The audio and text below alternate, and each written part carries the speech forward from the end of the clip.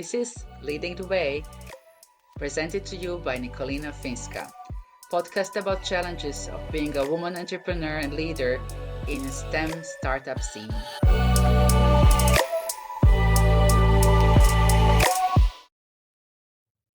Hello and welcome. This is the first episode of my podcast, so I'm super excited to have you here. My name is Nikolina Finska, and I will be your host. So thank you so much for joining. Thank you so much for listening.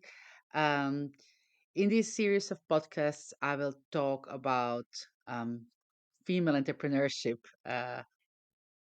Somebody might think, why am I talking specifically about female entrepreneurship? Because isn't it all the same? Well, I have been entrepreneur more or less for about 8 years now, and I had been dabbling in entrepreneurship before, but never consistently. And I can tell there's quite a lots of differences, especially when you work in STEM. So I was entrepreneur mostly in technology, in a gaming related field, and there's lots of differences when you're being entrepreneur as a woman and a man. Uh, this podcast is dedicated to that. The challenges, the successes, the good things, the bad things, and the intent is to really help you out if you are considering becoming an entrepreneur and you kind of want to hear firsthand experience. What can you expect or what to look for? If you are an entrepreneur and you feel like, is this normal? Is this how it's supposed to be? So hopefully this podcast is going to give you some insights and real life stories that will help you in your everyday work or help you make a decision. Is the entrepreneurship the right thing for you?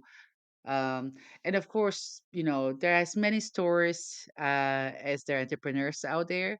uh, I will also invite some of the other women entrepreneurs, and so we can hear their stories and their journey, and hopefully give inspiration and useful tips in your own entrepreneurial career as well. So a bit about me. So my name is Nikolina Finska. I have been working in the gaming industry for the last 10, 11 years, maybe a little bit more even. I kind of maybe don't want to admit how fast the time is passing. I started my career before I worked in gaming. I worked in tech, and before that, I worked in I worked in tech and I worked in tech. And before that, I worked in sales and marketing. I worked for the government. I worked in tourism. Before I kind of stumbled my way into the tech industry, and then from tech, I went into gaming. I worked for the big companies. I worked in Nokia. I worked in Rovio, makers of Angry Birds. I worked in Next Games, which is now Netflix Studio. And about 7 years ago, I finally made my decision that it's time to become an entrepreneur. So the last 6, 7 years, I've been co-founder in a couple of companies. I co-founded gaming consulting company, then gaming studio. After the gaming studio closed up, was thinking a little bit about what to do next. And guess what? I I co-founded another gaming studio, and I also founded another consultancy company. So, uh, been doing it again. But besides my entrepreneurial work, I also do mentoring. I do lots of coaching. I'm mentoring within the gaming industry framework, but also with European Innovation Council, where I'm mentoring for the underrepresented, particularly women founders and it's mostly in technology. So, so this is kind of like a little bit about me. What have I been doing before? It's how did I decide that I want to be an entrepreneur? I kind of come from industry of entrepreneurs, industry family of entrepreneurs, and that even goes from my grandmother. My grandmother and my grandfather, they've been entrepreneurs, but it's been very difficult. I'm originally Croatian. They were entrepreneurs during the time of ex-Yugoslavia. It was a communistic country, and it was very difficult to be an entrepreneur because there's not much space in communism for entrepreneurship. And they had a very well, they had a great business, which would be scorned these days, but trust me, in the 50s and 60s, it was awesome. They were making plastic carrier bags, just the new tech, and they were selling it to the open markets. So there are all of the little suppliers in the markets that were selling fish, meat, vegetables. They would buy the small plastic bags from my grandparents. So this is the first time I kind of got in touch with entrepreneurship. They were making bags at home. We were all helping out because there was a limit how many employees you can have when you are running a business in the communism. So kind of the whole family was helping out. My grandparents, we were making bags and sealing them at home. And I could see how much of work was actually done by my grandma. So she was doing lots of organization. She was doing lots of hustling, business development, as you would call these days. And she had these really good ideas about what to do. And honestly, my granddad was, he was there, he was working, but she kind of carried most of the company on her back. Uh, but she never really got credit for it. And moving forward, it was a bit similar when my father became an entrepreneur. My father had a driving business, small van business. He, in one stage, had a couple of vans, and my mom carried lots of weight, and even I tried to help out. But yeah, my father wasn't really made to be an entrepreneur, so he stopped that, went back to work. But it seems like that the entrepreneurial line runs in the women in our family. So I always was kind of attracted to it, but I also saw a bad side of it. I saw how difficult it can be, how one wrong decision can really impact you, especially when you're running a small business or business early on. How the changes in economic society, the macroeconomic scale can impact your small business. Like for example, my father had a business during the war, and there was lots of problems, having a transportation business while half of your country or a third of your country is occupied. So you could see lots of challenges, but there's also lots of rewarding things as well. And they could really control their times, and when the times were good. So I got that insight early on, but you know I kind of decided to chase career which was more safe, but I always felt a little bit of itch. I always was thinking like, oh, if I just would try, who knows what would happen. And the first time I gave it serious try in Finland in was it 2016, and where I decided, okay, now I'm almost 40. If I don't do it now, like actually I was over 40. uh, if I won't do it now, it's not gonna happen. I'm just gonna become too comfortable. So let's take the leap. Let's jump in. Yeah, and I can tell you the first company I founded, it was a complete disaster. I'm laughing now. It wasn't funny at the time. At the time, I was crying. I did everything wrong. Uh, and I wished at the time that there was more resources to help me out. I did ask lots of people for advice. Some of it was good. Some of it was a bit disconnected from what I was doing. Some of it was completely wrong. And even when I was getting it, I knew it was wrong. I didn't know what's the right thing to do, but I knew I was smart enough that I could understand that what they're telling me, it's not right. Um, there was also lots of people who came across want to help, but they're really trying to take advantage of the situation. I had somebody who was interested to become an advisor, but they wanted to take 20% of the company shares. if you're new to entrepreneurship, we're going to talk about it a bit later. Like that's a big no-no. I mean, advisors should get like way, way less than that. We're talking about one-digit percentages, definitely not two-digit percentages.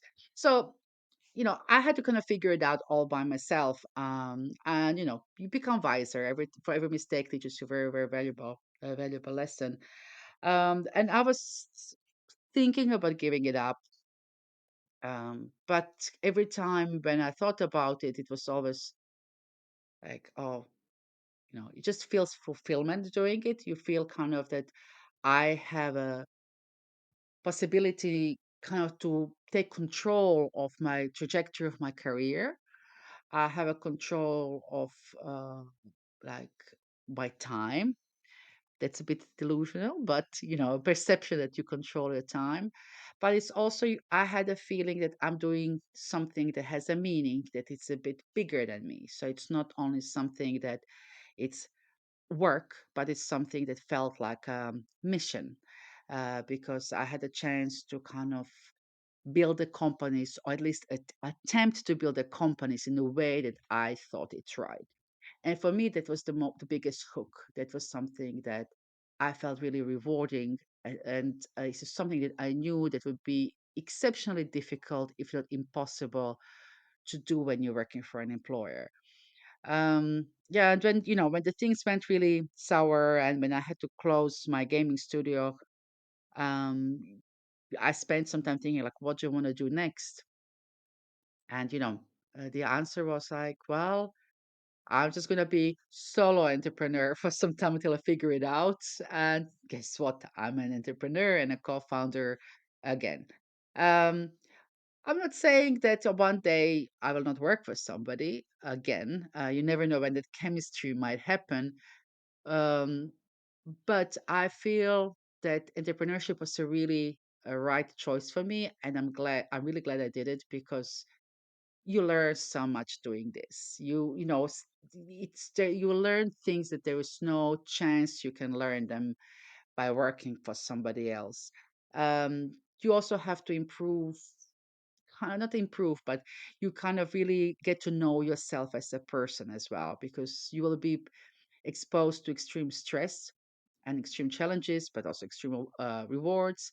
And kind of it pushes you out of your comfort zone. You find yourself in uncharted waters, and then you kind of see what are you made of. You kind of your character develops as well, and you learn what you like or dislike. You can also see, okay, this is what I actually really want to achieve, and you find things that are really meaningful to you or that you want to focus on. So not only it was that it's interesting and important professional journey, but it takes you on a personal journey as well. So yeah, quite a quite a journey, and we'll talk about it more in the coming episodes. But yeah, I hope that you like the team. I hope that this podcast is gonna teach you something or help you with your own decision making or your own doubts. I'm not gonna. I speak quite straightforward, and I'm quite direct, and I'm not gonna be avoiding difficult subjects. I'm not gonna talk only about difficult subjects, because there's great parts of entrepreneurship as well. But I will talk about things like burnout. I will talk about things like falling out with your partners and co-founders and employees, and what to do in these situations when you realize that there's a huge mismatch, because there is a big chance that you will encounter these situations in your startup journey. I will talk about bankruptcy, controlled bankruptcy, uncontrolled bankruptcy, and how, like, what can bring to it, and how to avoid it, and what to do when you realize that the plans are not happening as you envisioned, and that money that is supposed to come didn't come. I'm also going to talk about money a lot, because it's a big part of this business, about raising money, pitching money, what's a good deal, what's a bad deal, how to get out of the bad deal, and how to make sure that you don't sign that bad deal in the future, to recognize it, kind of how to read sometimes between the lines. I will talk about stress of being an entrepreneur and how to handle it, how to balance your work life and your personal life, because we hear lots about the hustle, that entrepreneurship is a hustle and you have to dedicate an insane amount of hours for it. And can I do it if I'm a mom and I have two small kids at home? Can I do it if I take care of my elderly parents? Can I do it if I don't have enough stamina or focus to work more than specific amount of hours per week? Gonna talk about all of these things that we heard about entrepreneurship, and you know are they true or not, or what do they mean, how they affect your business. We're going to talk also a lot about how to build teams, how to scale up your company, what to be careful about, and also how to descale your company, what happens when you need to cut down, and how to handle that. So I'll try to cover as many wide topics I can. I'll talk about my personal experiences quite openly, and then hopefully the guests that we are gonna bring on board will also gonna give you uh, some great insights. So yeah, I think that's it. I hope that this sounds good. And I hope that I will see you, or well, that you will hear me in about every 2 weeks. So this is the first episode. Next episode is coming in a 2 weeks time. It's gonna be every other Wednesday that the podcast new episode is coming out. And please feel free to subscribe to get a notification about it. And yeah, and thank you for listening. This has been great, and hope we meet again in a 2 weeks' time. Bye.